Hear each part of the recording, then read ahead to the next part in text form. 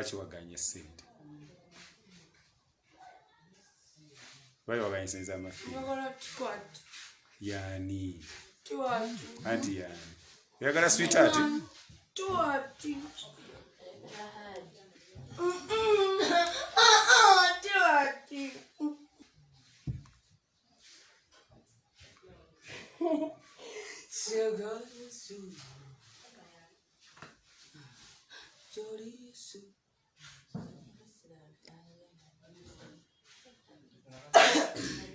Simpatom. Negre con confina yo. Muchoka. Ezibuka chape kubanga jani. Nenga yeye. Ansira mchoma mani banda wakati. Komangera Komanyo nozo chirani nyine mutsaremererwa ebyo. Ongere. Newa mukomawa.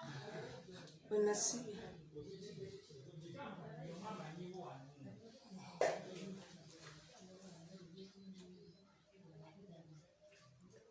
Kemisoro.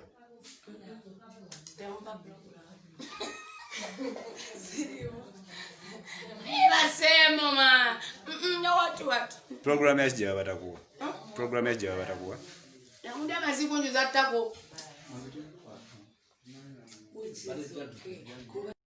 Okay, nkwaniriza nnyo nsanyise okukulaba muli mutyaba ssebo ne bannyabo bwe bali kubanga mutulaba.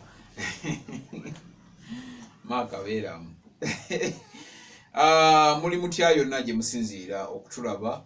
Mbabuzaako bitambula bitya ebintu bibagendera bitya eyo naffe gye tuli mpola mpola. Kale olunaku lubadde bwetu naye nga amawulire ag'ennaku of course ga General Kasirye Gwanga tuli mu kukungoba gagenda kuziikibwa lunaku lwa kutaano wetegeezeddwa. Enteekateeka zigenda maaso eri emitiyana saidi eyo pozi ku bijja by'abajjajjaabe okubeera nga ate tumukubako eriisa evvannyuma awo mu njuye ey'olubeerera. Naye ng'ate mu entertainment agaliwo omuyimbi Kemisera alabika ebintu si birungi nga bakuyita kuvaako ndowooza bakuyita kuvaako alabika bakugwa ddalo bakuvaako we don't know tetumanyi kiki what's really going on kubanga ebintu bimutabuseeko ebintu bigendera ddala si bulungi olw'ensonga yayogedde ebitakwatagana mu katambi akatambula ennyo nga yabadde waliwo omwami yamukute bamuyita Henry Mwanje musajja ono naye nga muyimbi wa bandi mu Cream Production yalimuko kyetamanyi kati oba akyalimu naye nga yamukutte akatambi nga Kemisera ayogera ebigambo ebitakwatagana wakati oluvannyuma lwa Katisha Dbank okubeera nga avaayo n'agamba nti agenda kumuwa buli kimu ekyetaagisa kw'ossa okusasulira ennyumba emyezi 3 gye bamubanja okumuwa emmotoka empya okumuwa ebintu ebikozesebwa ng'omukyala omuyimbi. Katisha Dbank yavuddeyo n'agamba ensonga yabadde akabyogera bw'ati ate akawungeezi mwana mulenzi n'ata akatambi ke akalaze nti yababadde bonna ng'amukwata mu bifaananyi ebyo by'olaba ng'amukwata ng'agezaako okumulaga nti yabadde ng'ebigambo byayogera oli Kemisera ng'ebigambo Kemisera tibitegeerekeka mu butuufu nayo akatambi ako nga bw'okalabye akatambi ako nga tekategeerekeka. Anyway, byabadde bingi nnyo ebize byogerwa. Kemisera twategeezeddwako muganzi wa Hajaruna Mubiru ate nga yabadde amumanaginga ate nga yabadde amukolera music yabadde ayagala okutwala career ye mu maaso yabadde amuyambako mu buli kimu naye abantu bano nga baagalana wabula oluvannyuma lw'okubalukawo olutalo lusematalo eyatwalaba nti mukyala wa Hajaruna Mubiru namba emu yasookera ddala amanyikiddwa nga Farida yavaayo n'agamba Kemisera akyaliisa bijanjaalo mpiso okitegeera.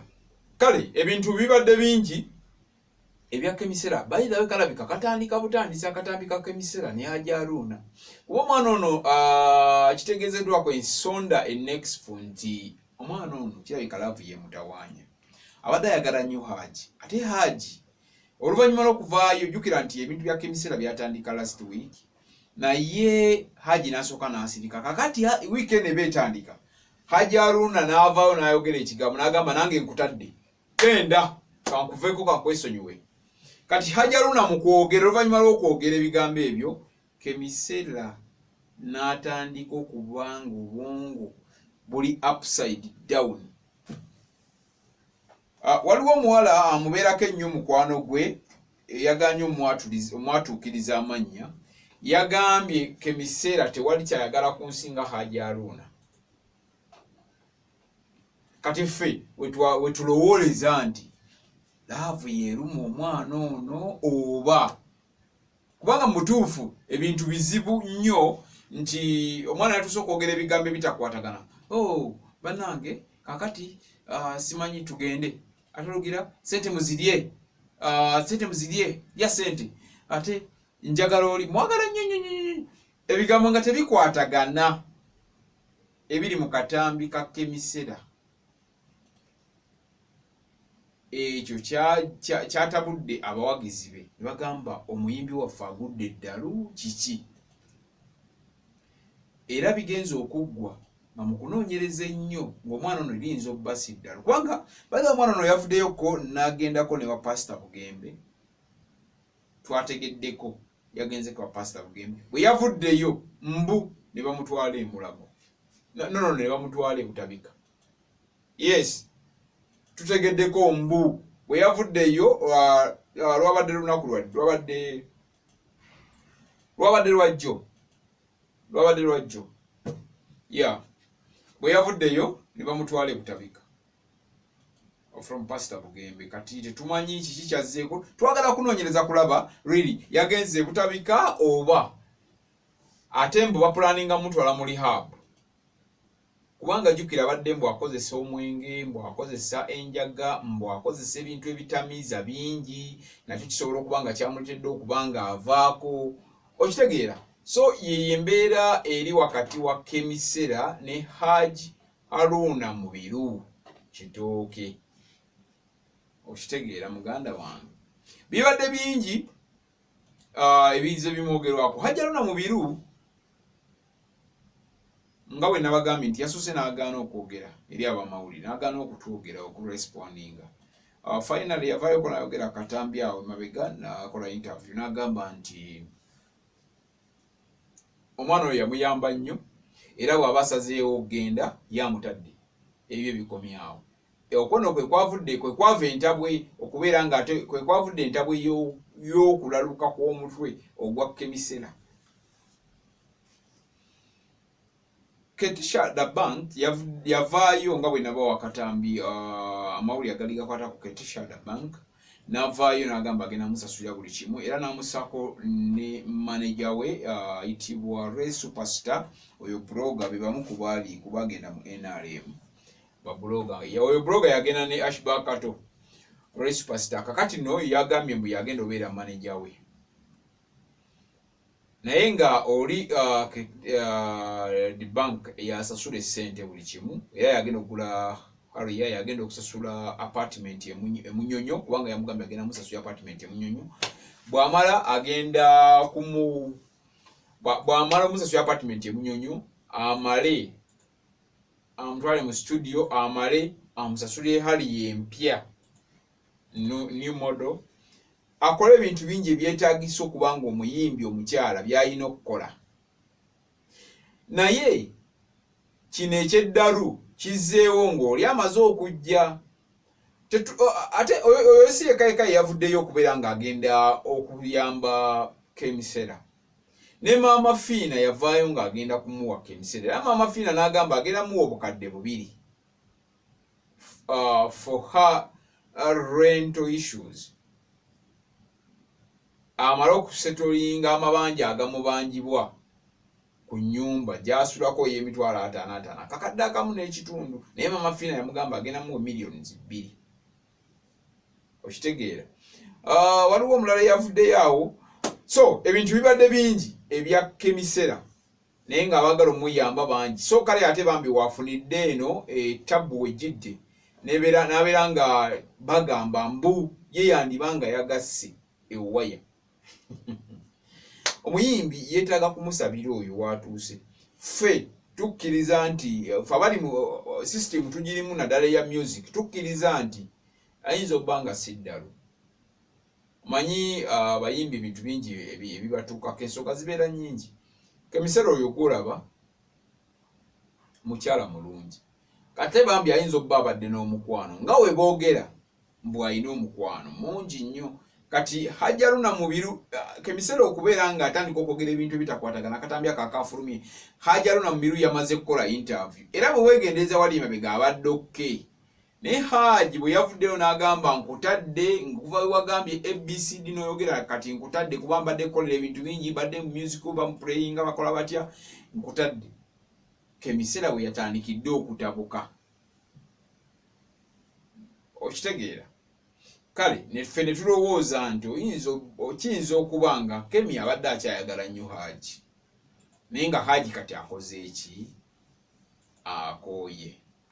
Byebyo biri ku side eno. Webale nnyo webalire ddala. Kemisera muyimbi wa Cream Production, Hajji Haruna ye nannyini Cream Production, abo bayimba band. Okitegeera?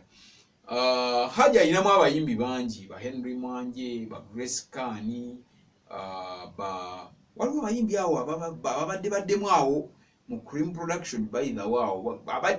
Bajja ne bagenda ne bajja awamu ne babeeramu nti we batyo bangi. Naye nga omanyi nga bwe nakunyonnyola ebyafaayo bya Cream Production nti emabega eri ye musajja yasooka okustepping out of Eagles Production. Mmwe gye mumanyi nga Golden Band olwaleero.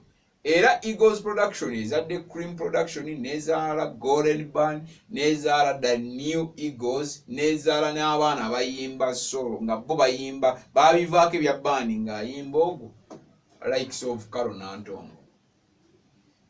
Okitegeera nga ayimba yekka n'agamba nze kati ebya band bivuddeko nze nyimba nzekka. Byebyo nno ebiva ewa Kemisera ne Hajji Haruna Mubiru. Mbagala nnyo mwebale kutulaba mwebale kutugoberera. Make it a point, go and subscribe to our sister channel called Public Media. Big Brother Uganda, bwoba okalabyawo subscribing. Please, tonda babulabi. Gendo subscribing, kijaba kitukolera nnyo kikola amakulu.